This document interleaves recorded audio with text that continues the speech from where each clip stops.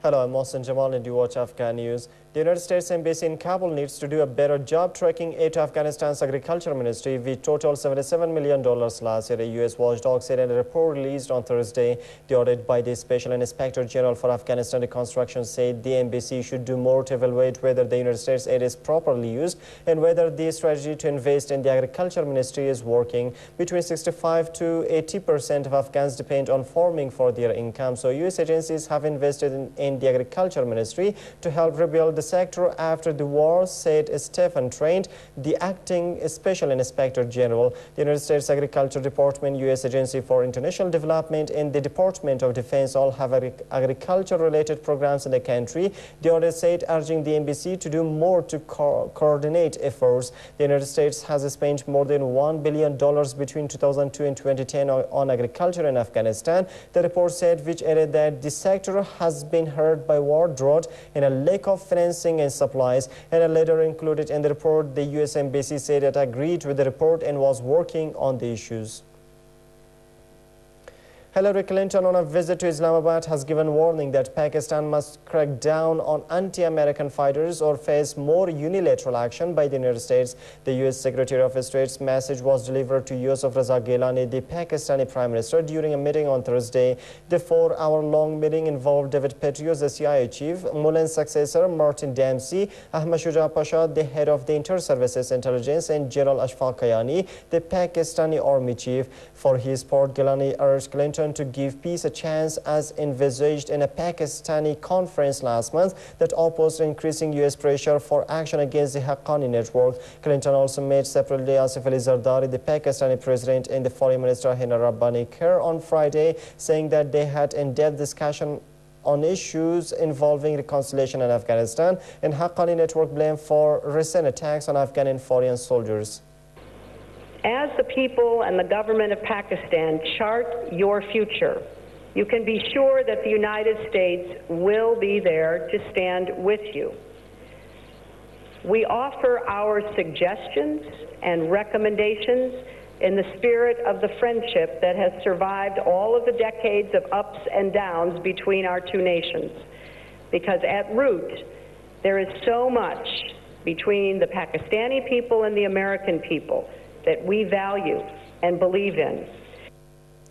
Afghanistan-based Taliban leader Maulawi Fazlullah, leading figure in the insurgency, has vowed to return to Pakistan to wage war as the country came under renewed American pressure to tackle militancy. Describing Fazlullah's position, Sirajuddin Ahmad, a close advisor, said that they sacrificed their lives, left their homes and villages for the sake of Sharia, and will do whatever they can to get Sharia implemented in the Malakand region and rest of Pakistan. The Taliban threat was issued as U.S. Secretary of State Hillary Clinton and top U.S. military and intelligence leaders delivered a tough warning to Pakistan to crack down hard on militant groups. Fazlullah was the Pakistani Taliban leader in Swat Valley, about 100 miles northwest of Islamabad, before a 2009 army offensive forced him to flee.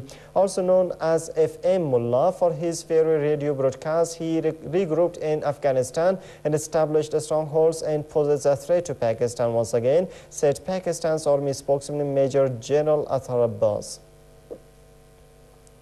Muammar Gaddafi has been killed after National Transition Council fighters overran loyalist defenses in the toppled Libyan leader's hometown and final stronghold of Sirte, but questions remained on Thursday over the circumstances of Gaddafi's death, as footage appeared to show he had been captured alive following an apparent attempt to flee the besieged coastal city in a convoy which came under fire from French warplanes and a U.S. drone aircraft. Other footage showed Gaddafi's lifeless and bloodied body being dragged along the road.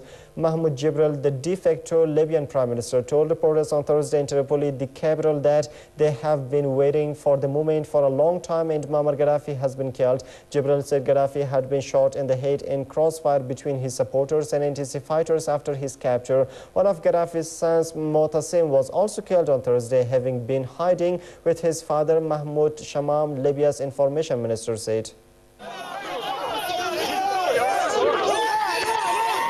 عقيد القذافي ونجله المعتصم ووزير دفاعه أبو بكر يونس.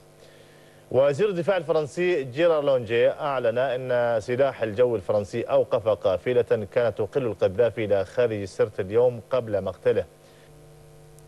World powers have been reacting to the death of former Libyan leader Muammar Gaddafi. China said Friday that Libya has opened a new page and urged Libya's provisional government leaders to start the process for an inclusive political transition. On Thursday, U.S. President Barack Obama called Gaddafi's death a warning to authoritarian strongmen across the Middle East that iron-fisted rule inevitably comes to an end. In Cairo, Arab League chief Nabil Al-Arabi said he hoped Gaddafi's death would turn the page of tyranny, urging Libyans to overcome the wounds of the past and to forego grudges or sentiments of revenge. Also Thursday, UN Chief Ban Ki-moon said Gaddafi's death marked a historic transition for Libya, calling on all combatants to lay down their arms.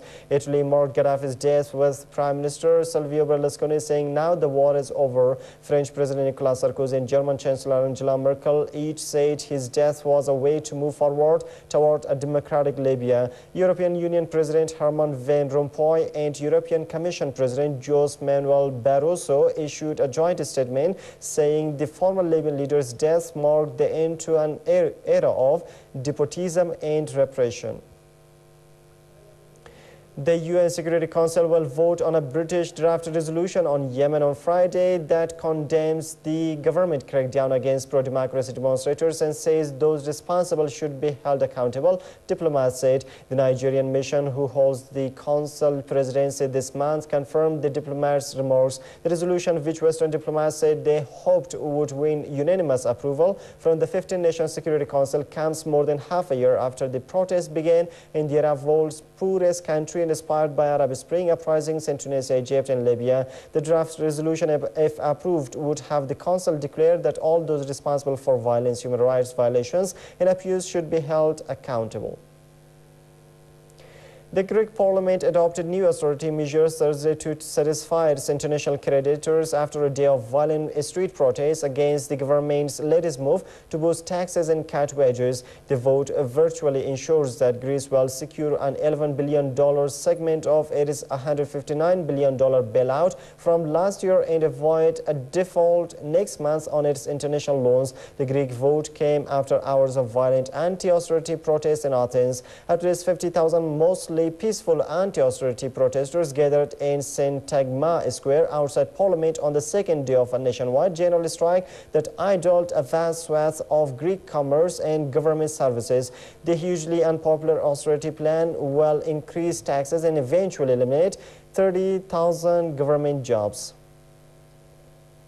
And that Venezuelan leader Hugo Chavez declared himself cancer-free 4 months after surgery to remove a cancerous tumor that shook the South American nation ahead of a 2012 presidential vote. Chavez, 57, said this in an address to Venezuelans on Thursday after touching down from Cuba in a western state, where he plans to make a pilgrimage to a Catholic shrine. Despite the ebullient socialist declarations, most experts say it is impossible for a cancer patient to be considered out of danger until at least 2 years after treatment. Dressed in green military uniform and speaking confidentially, Chavez said tests he undertook in Cuba this week had shown there were no malignant cells in his body following 4 cycles of chemotherapy after a June 20th abdomen operation in Havana. Chavez has ruled Venezuela for nearly 13 years and has vowed to emerge triumphant again in presidential elections in October 2012.